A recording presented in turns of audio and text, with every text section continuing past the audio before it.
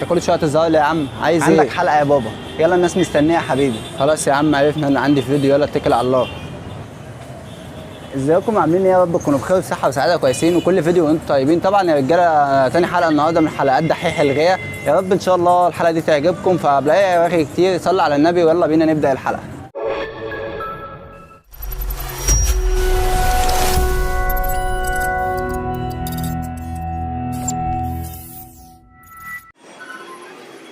طبعا زي ما انت شفت عزيزي الغاوي، وزي ما اغلبنا شاف في بعض المحافظات ان الامطار والسيول اللي حصلت دي جت كده على غفله. طبعا ما كانش كلنا عاملين احتياطاتنا للحمام ولا الكلام ده كله، اللي ما كانش حاطط مشمع واللي كانش مأمن يعني الحمام وادويه ولا الكلام ده كله. طبعا عزيزي الغاوي احب اقول لك حاجه ومعلومه كده حطها في دماغك، دايما خلي عندك احتياطاتك لاي يعني بص لاي حاجه تحصل في الغيه. مثلا الامطار انت عارف انت داخل على شتاء، انا الكلام ده بقوله مثلا اللي ايه، لو واحد مثلا مش مأمن او مثلا الغيه بتاعته العرق دوك عليه بغداد ليه او خشب مفتح جنب بعضه، الميه ممكن تخش للحمام بتاعه. اقدر اقول لك عزيزي الغاوي الكلام دوك للي مش عامل احتياطاته. فلو انت مش من اللي عامل احتياطاتك فيا ريت يا ريت تقدر من دلوقتي تقدر تجهز احتياطاتك للحمام.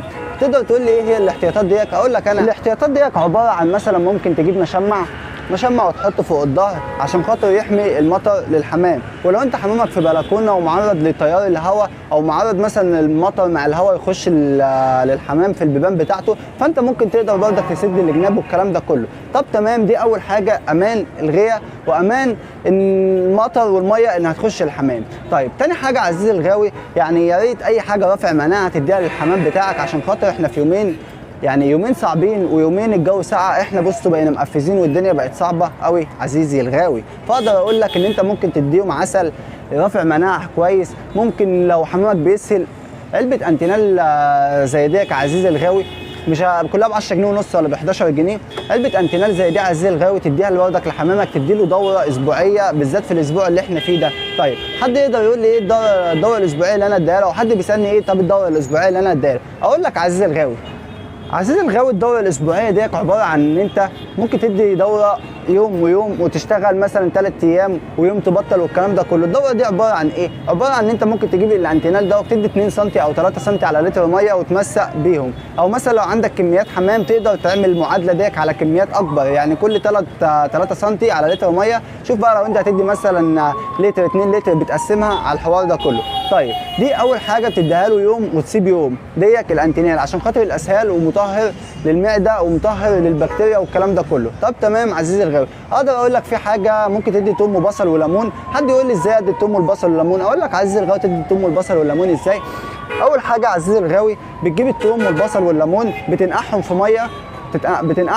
ميه. في ناس بتاخد الميه ديت بعد نقع 24 ساعه تسقيها للحمام، وفي ناس تانية بتفرم الثوم والبصل والليمون على بعض وتحطهم في ميه وتدوبهم وتسيبهم برضك في حدود 24 ساعه ولا 6 ساعات او 12 ساعه على حسب ما هم بيسيبوا، وبعد كده بيصفوها ويدوها للحمام. وانا بالنسبه لي الطريقه دي افضل. ليه؟ ان انت لما بتفرمه بينزل العصارات بتاعته احسن ما بيكون سليم. ليه؟ تاني حاجه ممكن تدي اعشاب زي اللي انا بديها ديت كده عزيزي الغاوي، يعني ديك مثلا خلطه اعشاب انا بديها ويمكن اكتركم شافها في الفيديوهات، لما بديها للزغاليل الحمد لله الزغاليل بتعمل ايه. طيب بص يا عزيزي الغاوي هوريك حاجه كده مهمه قوي. بص يا عزيزي الغاوي، فرد زي ده كان كويس من يومين بعد النطره امبارح، لما النطره نطرت وبهدلت الدنيا عندنا. طبعا زغلول زي ده بصوا كش وعمل ازاي بقى زغلول ضعفان، وبصوا تحس انه داخل على دور روشه، كل ده في ليله واحده يا عزيزي الغاوي. فاحنا بنعمل ايه؟ بنجيب قطره زي دي يا عزيزي الغاوي تمام، وبنقوم مدينها اللهم صل على النبي المسحوق بتاعنا اللي هو دوت يا رجاله. فبناخد مثلا منه 3 سم وبنديهم لفرد الحمام تمام. حد يقول لي هو المسحوق دوت او دي ايه خلطه الاعشاب اللي انت بتديها للحمام دي؟ طبعا اقدر اقول لك ان ده شمر وحبه البركه وبردقوش وينسون. طبعا بنجيبهم من عند العطار تمام، وبنخلطهم وبنديهم للحمام، يعني بنخلطهم نسخنهم تمام يا رجاله، نسيبه يغلى، وبعد لما يبرد بندي الحمام 3 سم. الحمد لله رب العالمين اللي متابعني على القناه وشاف الخلطه دي لما اديتها لهم في دمعه العين مع القطره دي عزيزي الغاوي، طبعا الحمد لله رب العالمين ما بقاش فيه دمعه عين، واغلبكم شافها من اللي متابعني على القناه، والحمد لله رب العالمين في خلال يومين بالظبط ما بقاش فيه عندي دمعه عين مع الخلطه ديت ومع دي. طبعا الخلطه دي ما بتفيدش في دمعه العين بس، الخلطه دي بتفيد في كل حاجه يا رجاله، بتنظف معده فرد الحمام، بتنظف الاسهال، بتنظف كل حاجه، بتدي الحمام رافع مناعه، بتدي له مكمل غذائي، بتكمله قله الغذاء اللي عنده تمام. فزغلول زي دوت بصوا ضعفان، فهنديها الخلطه دي مع بعضينا دلوقتي. بصوا هنديها ازاي. بنجيب عزيزي الغاوي كده اهوت الازازه اهو زي ما احنا شايفين كده، بناخد 3 سم. بعد كده بنشيل الازازه. بعد ما شيلنا عزيزي الغاوي الازازه، بنمسك فؤاد الحمام كده اهو تمام. وبعد كده بنفتح بقه اهو ونحاول نرفع بوزه كده لفوق تمام عزيزي الغاوي، ونقوم مدينه 3 سم بتوعه اهمك. طيب دلوقتي الزغلول ده زي ما تقول زور او حلقه مقفول، فنطر يجي نصهم تمام، فبنيجي نديله 2 سم كمان، بس بنتحكم في فؤاد الحمام كويس تمام. دي كده حاجه عزيزي الغاوي. بصوا بقى هوريكم حاجه كمان، نودي الزغلول ده مكانه. بعد ما الزغلول كده راح يا جدعان مكانه، في حاجه كمان بنديها للحمام دوت عشان خاطر يعني اللي عنده اسهال والكلام ده كله. فانا عندي فرد حمام يعني عنده اسهال جامد، فانا مش هينفع اديله انتينال على 3 لتر على لتر ميه، هيبقى خفيف عليه. فانا هديله حاجه مكثفه. يعني بصوا هنعملها ازاي. بص يا عزيزي الغاوي، فرد الحمام دوت دي نتايه عاده ماشي تمام. طيب بنعملها احنا عزيزي الغاوي، بنيجي مثلا ناخد الانتينال بتاعنا تمام، وبناخد سنتي منه وسنتي منه وبنديهولها. فهنشوف مع بعضينا ازاي دلوقتي هنديهولها. بص يا عزيزي الغاوي، خدنا السنتي اهوت في القطاره، نعمل نفس الكلام تمام. بنمسك فرد الحمام كده اهوت، نفتح بقه ونرفع اهم حاجه الرقبه عشان الزور يبقى مفتوح. بس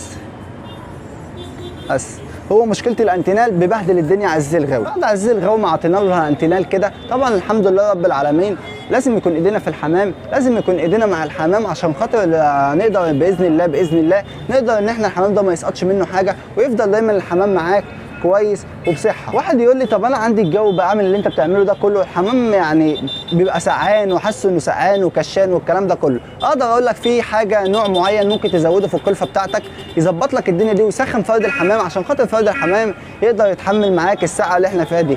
فانت تقدر تزود على القلفه بتاعتك القمح ادي من عند العطار، بتجيب قمح عادي بتزوده على الكلفه. القمح يا رجاله حلو ومفيد للزغاليل ومفيد للقصوص، مفيد للحمام عامه، ان هو بيسخن فرد الحمام وبيديله بروتينات وبيظبط معاه الدنيا. عشان خاطر القمح طبعا احنا زي ما بنعمل منه العيش وبنعمل منه الكلام ده كله، فالقمح مفيد جدا لفرد الحمام وبيسخن فرد الحمام، فيقدر انه يصد معاك في الشتاء ديت مع الادويه والحاجات اللي احنا بنديها له دي كلها. طيب فدي كده كانت حلقه مختصره عزيزي الغاوي، ان احنا نقدر يعني ازاي نفادي الحمام بتاعنا من الامراض، واحنا ازاي يعني نخلي الحمام على قد ما نقدر نشيل الامراض منه، وعلى قد ما نقدر نحافظ على حمامنا قبل ما الحمام يسقط منا كله. فانت لو لسه ما امنتش امن، ولسه ما اشتركتش في القناه انزل واشترك، ويا ريت تدوس لايك عشان تدعمنا. فكان معكم يوسف صبحي، والسلام عليكم ورحمه الله وبركاته.